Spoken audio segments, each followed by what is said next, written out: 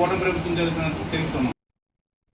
చీపురుపల్లి పట్టణంలో నివసిస్తున్న వృద్ధ మహిళ రాగురి అప్పల నరసమ్మ ఇల్లు మొంతా తుఫాను కారణంగా వచ్చిన డ్రైనేజీ వరద నీటితో నిండిపోయి తీవ్ర ప్రమాదకర పరిస్థితిలో ఉంది.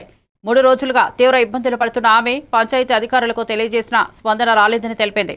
ఈ విషయం తెలుసుకున్న జనసేన ఇన్ఛార్జ్ విసినిగిరి శ్రీనివాసరావు అక్కడికి చేరుకుని పరిస్థితిని పరిశీలించి వెంటనే అధికారులకు ఆదేశించారు. అలాగే వృద్ధ మహిళలకు ప్రభుత్వ సహాయం అందించాలంటూ అధికారులను హెచ్చరించారు.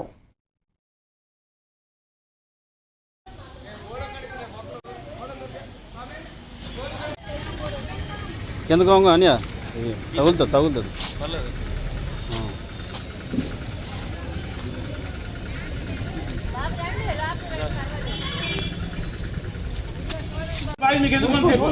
మీకెందుకు భయం?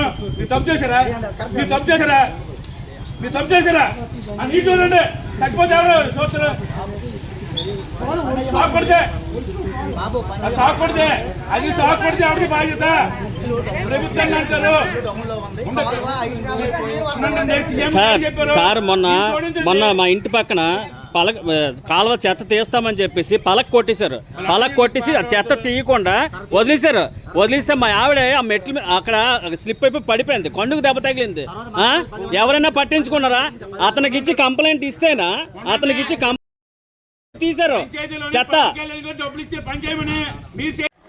ఒంటరి మహిళ ఇల్లు మొత్తం నిండిపోయింది. కరెంటు షాక్ కొడితే ఇక్కడ పరిస్థితి చచ్చిపోతే కనీసం ఇక్కడ ఉన్న పంచాయతీ కానీ ఎంపీడీ కానీ వీళ్ళు ఎవరు రాకుండా ఈవిడికి సహకరించకుండా ఇల్లంతా మునిగిపోయి ఈవిడ ఎంత బాధపడినా కనీసం అధికారులు ఇప్పటికి రాలేదట. ఇప్పుడు నేను ఫోన్ చేశాను ఎంపీడీ గారికి, దీని మీద వెంటనే యాక్షన్ తీసుకోవాలని. ఆల్రెడీ చంద్రబాబు నాయుడు గారు, పవన్ కళ్యాణ్ గారు ఎక్కడ ఇబ్బందులు పనిచేయమని చెప్పారు అధికారులకి. ఎంత నిర్లక్ష్యం అయితే మటుగా ఇక్కడ ఉన్న పంచాయతీలకు కానీ ఎంపీడీఓకి కానీ. బాపట్ల జిల్లాలో బాపట్ల